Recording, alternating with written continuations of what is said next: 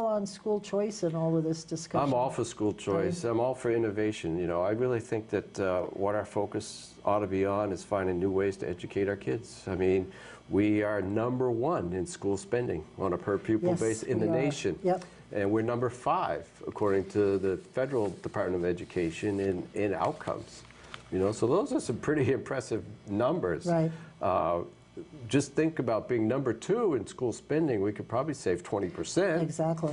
And still end up maybe around #5 right. In outcomes. So, I mean, I think we've got room to save some money.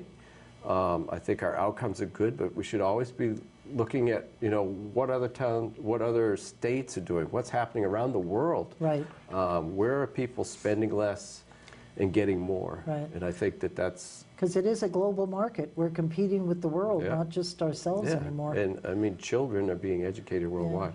So are you hoping that it gets repealed or just tweaked, or well, I think keep what's good? And you know, I think there's probably commitments that have been made to some of these towns that have consolidated already. You know, I suppose that we can't, you know, go back on any of those commitments or any decisions that have been made. But I think we sort of need a new direction, one that provides for more options, and that provides some real incentives to change, and that don't necessarily result in extortion-like practice against the towns that don't change to the model you want. Yeah, especially if they're not equipped to do it. The whole thing was really just a knee-jerk reaction to taxpayers that have just had enough of ever increasing property taxes, and the reason they're increasing is that the state is kicking in less from the general fund than they committed to when we started.